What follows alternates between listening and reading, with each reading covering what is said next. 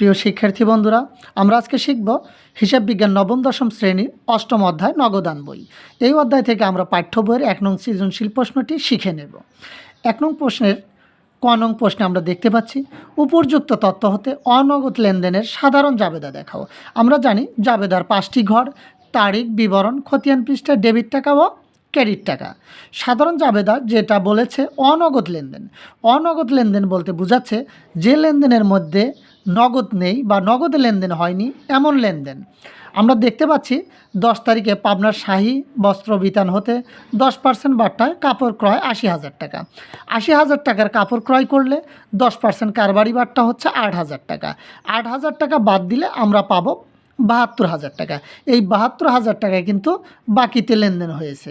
অর্থাৎ আমরা লিখব ক্রয় হিসাব ডেবিট, প্রদেয় শাহী বস্ত্র বিতান হিসাব ক্রেডিট, টাকার পরিমাণ হবে 72,000। আমরা ব্যাখ্যায় লিখব শাহী বস্ত্র বিতান হতে 10% বাট্টায় কাপড় ক্রয়।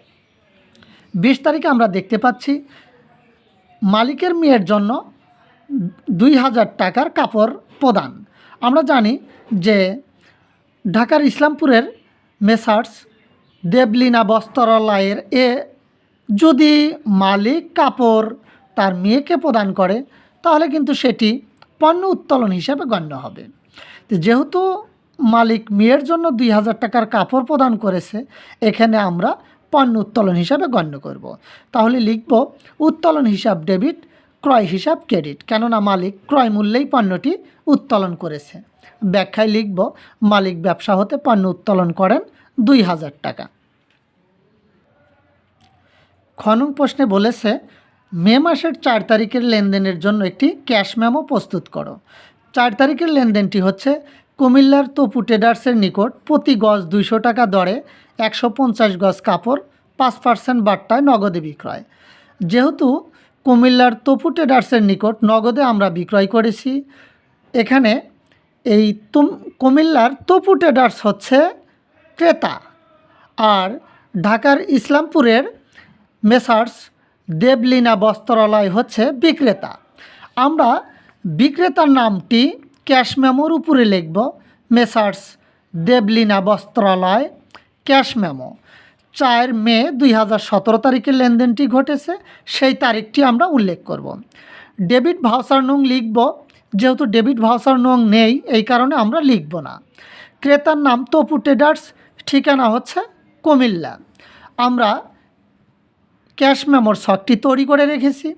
ক্রমিক নং মালের বিবরণ, পরিমাণ, দর, পরিমাণ টাকা বা মোট টাকা।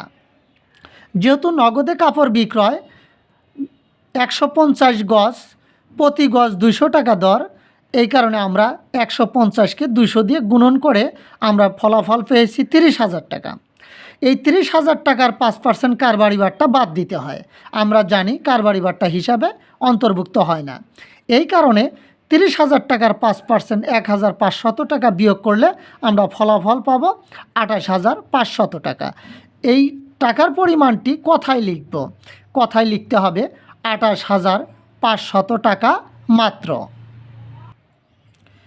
ক্যাশ মেমোতে বিক্রেতার স্বাক্ষর ক্যাশ মেমোর হাতের ডান সাইডে লিখতে হয় এবং ক্যাশ মেমোর ক্রেতার স্বাক্ষর ক্যাশ মেমোর অর্থাৎ হাতের বাম সাইডে ক্রেতার স্বাক্ষর লিখতে হয়। বিশেষ দ্রষ্টব্য, বিক্রিত পণ্য ফেরত নেওয়া হয় না। গ নং প্রশ্নে আমরা দেখতে পাচ্ছি উল্লেখিত লেনদেনগুলো দ্বারা এক ঘোড়া নগদান বই প্রস্তুত করো। আমরা জানি বাকিতে লেনদেন হলে সেই লেনদেনগুলো 1 ঘোড়া, 2 ঘোড়া বা 3 ঘোড়া কোনো নগদানেই আসে না। অর্থাৎ 10 তারিখ এবং 20 তারিখ আমাদের 1 ঘোড়া নগদান বইতে আসবে না। 1 ঘোড়া নগদানের বইটির ঘর আমরা তৈরি করে রেখেছি। 1 ঘোড়া নগদান বইয়ে 10টি কলাম বা 10টি ঘর হয়। ডেবিট দিকে 5টি, ক্রেডিট দিকে 5টি। তারিখ, বিবরণ, ভাউচার নং, খতিয়ান পৃষ্ঠার টাকা, অর্থাৎ এই টাকাটি হচ্ছে ডেবিট টাকা। তারিখ, বিবরণ, ভাউচার নং, খতিয়ান পৃষ্ঠার টাকা, এই 5টি ঘর হচ্ছে ক্রেডিট দিকের। 1 ঘোড়া নগদান বইয়ে মোট 10টি কলাম বা 10টি ঘর তৈরি করতে হয়। 1 ঘোড়া নগদান বইয়ে বাকিতে কোনো লেনদেন হলে সেই লেনদেনগুলো অন্তর্ভুক্ত হয় না।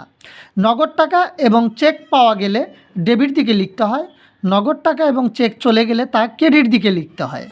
আমরা উদ্দীপকের আলোকে এক ঘোড়া নগদান বইটি তৈরি করব। 1 তারিখে দেখতে পাচ্ছি প্রারম্ভিক নগদ তহবিল। প্রারম্ভিক নগদ তহবিলের কোনো জাবেদা হয় না। আমরা ডেবিট দিকে সরাসরি লিখব ব্যালেন্স বিডি, ডেবিট পার্শ্বে টাকার কলামে 60,000 টাকা আমরা লিখব। 4 তারিখে যেহেতু নগদে লেনদেন হয়েছে, নগদ টাকার প্রাপ্তি ঘটেছে, এই কারণে নগদান হিসাব ডেবিট, বিক্রয় হিসাব ক্রেডিট। নগদের বিপরীত আমরা বিক্রয় হিসাব লিখব। যেহেতু নগদ টাকা প্রাপ্তি ঘটেছে তাই ডেবিট দিকেই আমরা 28,500 টাকা লিখব, কেননা 30,000 টাকার মধ্যে থেকে আমরা কারবারি বারটা পূর্বেই বাদ দিয়ে রেখেছি। 10 তারিখে আমরা লেনদেনটি লিখব না, কেননা বাকিতে লেনদেন হয়েছে।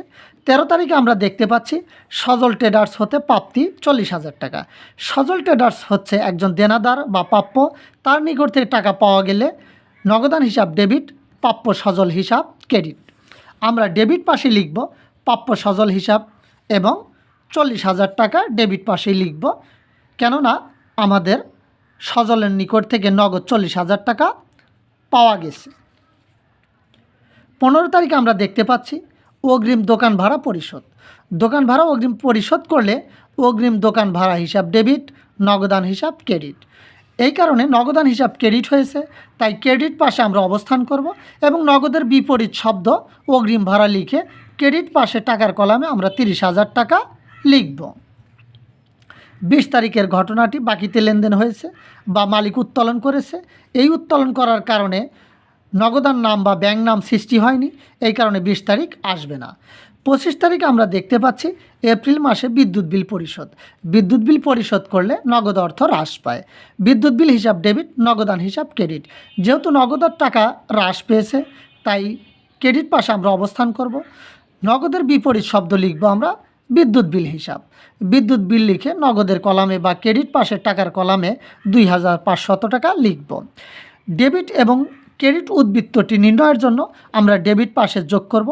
ডেবিট পাশের যোগফল 1,28,500 টাকা, এটি ক্রেডিট পাশে নেব। ক্রেডিট পাশে 1,28,500 টাকা লেখার পর ডেবিটের 30,000 টাকা ও 2,500 টাকা বিয়োগ করলে বিয়োগফল পাবো আমরা 96,000 টাকা। এই 96,000 টাকা ব্যালেন্স সিডি এবং এই অঙ্কটি যেহেতু মে মাসের, আমাদের জুন মাসের এই 96,000 টাকায় 1 তারিখে ব্যালেন্স বিডি লিখে ডেবিট পাশে আমরা 96,000 টাকা লিখব, কেননা পরবর্তী মাসে আমরা এই 96,000 টাকা দিয়েই ব্যবসা শুরু করব।